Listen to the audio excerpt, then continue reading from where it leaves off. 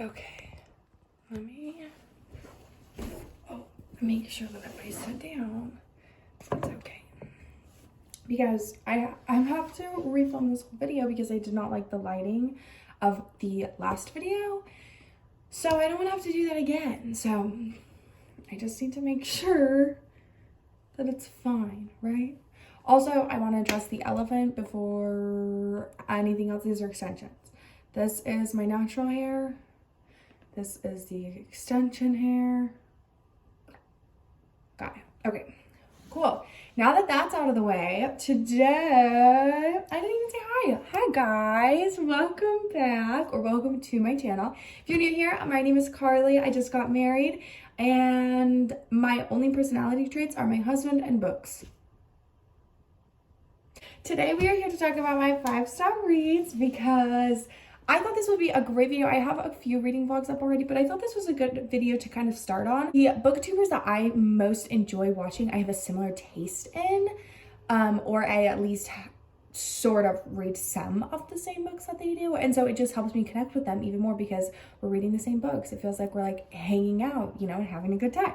So I wanted to talk to you guys about my 5-star reads to see if any of them are your favorites or if you dislike any of them. Let's chat about it. I can have a civil conversation about why these are all obviously 5-star. There's a few of them that are debatable, actually. I have a few, like, if I have to take my morals into consideration when rating these books, there's a few that would not be in this pile. Disclaimer. Let me disclaim.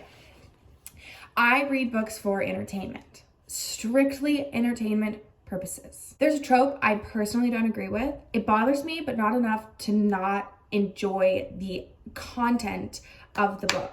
Thank you. That's how I feel. Everyone is entitled to their own opinion. These also, I have no order for. Oh, you're totally getting sneak peek. I'm gonna just get Koha out of the way because I do have a couple of her books. Some of her tropes are not ideal. Some of them are kind of funny. There's a few plot twists in her books that could have been better books without them. To that, I agree. I do. So, we're gonna talk about my first Colleen Hoover book, which was really not the book that got me into reading, but the book that I was like, okay, this is going to be a problem for me now because all I want to do is read. So, Verity. I personally am Team Letter. I think Verity's way too crazy for that to have been a manuscript, but I also have not read the bonus chapter. Reminders of Him. This is a book, I almost called it a movie. Book about a single mother who ends up going to jail and losing custody of her baby. And then when she gets out of prison, she goes back and the paternal grandparents have custody of her. And she basically has to like fight for her kid back. Or not even back, just like be involved in her life at all. And then there is a romance subplot. I died. I love this book. Next, this is an author that you love or you hate. There is no in between. However, now that I have grown to not only just appreciate her writing style, but truly love the way that she writes, I had to give these guys 5 stars. So this one is definitely a stronger 5-star for me than the other one. This is Normal People by Sally Rooney. This is probably currently my favorite book ever. I want to reread it so badly. I think about this book all the time, which is so weird because I read it well over a year ago. There is something about this book that just does it to me. Love this book. It is about Connell and Marianne, and you basically grow up with them. All of her books are entirely character driven. There's not a lot of plot in any of her book. You just kind of follow these people around in their lives. And yeah, so that's Normal People. And it's pretty much the same concept except for just 2 people. Now there are 2 couples in Beautiful World, Where Are You? So we follow Alice and Felix. We also follow Eileen. I keep calling her Eileen and Simon. And they've been friends for a while. Simon is also friends with Alice. So you kind of get to watch both of those relationships develop. And then you also get to see inside of Eileen and Alice's relationship because they email each other back and forth. And so you get to read their emails and you get to kind of know what's going on. And there is no plot. In this book, There's a little character development, not much, to be quite frank with you. But I loved it. It's just a book, like, just to fall into this world, like, this is almost as just like mind hazing to me as a dystopian novel is, because it's just like I can fully invest myself into these very mundane lives. Like, there's nothing special about him, there's nothing glamorous about him, well, except Alice. She's rich because she's a novelist, but well, not because she's a novelist, some novelists aren't rich, but she does well. It's really like it. It's just a very mundane book. Truly love it. So I love her writing. I would read anything she writes. Next, I think this is actually my only Taylor Jenkins Reid book, which is a little bit interesting because I loved her other books that I've read, but too late to go back now. So this is The Seven Husbands of Evelyn Hugo. I feel like I don't need to really talk about this book very much because it was talked about so much last year that I just feel like you guys probably all already know what this book is. And if you don't, go buy it. Like, there's no hesitation. Go buy it and enjoy. You're welcome. Anyway, the next one that I have is Ellen Hildebrand, 28 Summers. This book, you guys, this book did something to my brain chemistry. I fell in love. I loved every second of it. I would hate Ursula. I wish that she never existed in this universe, respectfully. No. Jake and Mallory, are you joking me? Are you joking me? If you have a problem with cheating, do not read this book. If that does not bother you, pick this up immediately. Immediately. Jake and Mallory have this one weekend a year affair. And it's like a full-blown affair, and it's been happening for a really long time. It started when him and Ursula were like almost not together. One weekend every summer. And it's just... I hate Ursula. Why can't people just be happy? Moving swiftly along, we've got one of my favorite romance books I've ever read. This is The Road Trip by Beth O'Leary. I know that she kind of popped off last year a little bit because of the flat share. I enjoyed it. I didn't love it. I gave it a 3.5, and that was being generous. And I switched those up. I gave the flat share a 3, and I gave the no-show a 3.5. And I gave this guy a 5-star. This is a dual timeline, dual POV, second chance romance. And they haven't talked to each other for 2 years, and guess what? Yep, they're going on a road trip because they have to get to their friend's wedding. This is another one that I feel the same way about. This is Better Than the Movies by Lynn Painter. This book, again, like, really was something else last year. It was so good, and it deserved all of the hype it got, like every ounce of hype. I'm also just realizing that 3 of the 4 books I brought on my honeymoon made it into my 5-star. Maybe they just made it into my 5-star because I was on my honeymoon.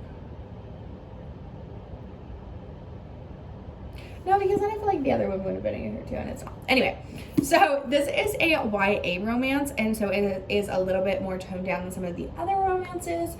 I don't enjoy spice. I did not say that in like there's no spice kind of way. Like it's just, it takes place in high school versus adults. You know, like it's that kind of difference. It's not like open door, closed door. I honestly black out, so I don't know. This is Liz and Wes, and Liz is obsessed with rom-coms and like finding the perfect love, and like she wants that like amazing like childhood friends to lovers trope to happen because this boy that she had a crush on when she was little just moved back, and unfortunately he is best friends with her worst nemesis, Wes. Read. No. Thank you. This one, no, I'm not even gonna have that conversation because then I'm gonna have to backtrack and explain all the other ones. This is Love in Other Words by Christina Lauren. Again, I'm sure you guys have heard something about this book. All of these books I'm realizing are very popular. I have no taste. I do have taste, but like I am unable to go out and like find a good book on my own. Christina Lauren, Love in Other Words, childhood friends to lovers, but also second chance romance, but also they haven't talked for a decade, but also I can't say that because it's a spoiler. Anyway, this was a really good book. I did enjoy Macy and Elliot's relationship once they fixed it. I enjoyed the chemistry between these two. I thought this book was really well written. Please check the triggers for this book. That is not something anybody talks about. And I think it is because it's so glossed over in the very end of the book. But it's still there and it's still important and it still happened. So please. Next is Pack Up the Moon by Kristen Higgins. This book hurt. This book hurt. I died. I was gutted. I was destroyed. However, when I picked this up, I still am a newlywed. We have not been married for a year. And almost a year, so excited. But this book hit me to my core. If you are in a headspace to read a destroying book, pick this one up. I can't talk about it apparently, but it was so easy for me to like just put us in this book instead of the couple, and it just hit so hard, and I have to move on or I genuinely will start bawling my eyes out. So this is a great book. Clearly, it made me feel some feelings. Wow.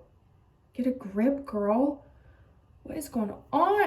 I blame it on the fact that I have not seen my husband in 2 weeks, okay? Like, I'm literally filming this to give me something to do. I'm not wearing a watch.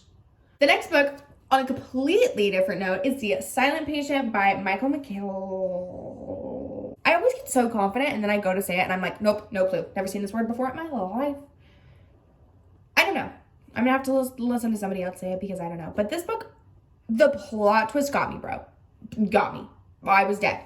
I read the first, I got to part 2 and I was like, I'm gonna read one more chapter, then I'll go to bed. I read the whole book.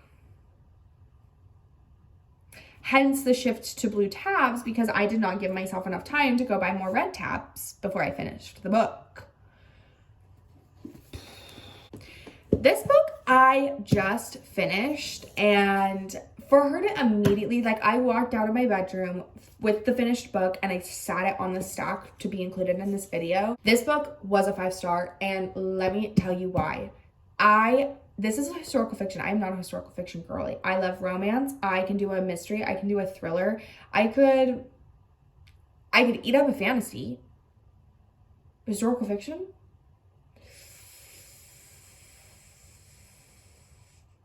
Apparently I love, because this takes place in France during World War II, and it focuses on what the women were doing during the war. Like, all of these men were either Nazis or prisoners of war, and so you get to see like what happened to all of the women and children, and you get to follow these sisters, Vianne and Isabel. Vianne has a daughter, Sophie, and her husband, Antoine, is a prisoner of war once Germany takes over part of France. And it's just... There's so much to unpack here, and I don't want to unpack any of it because I want you guys to go in as blind as I did. That's real. I only read her blurb on the back is so short for this. That's all I had going in.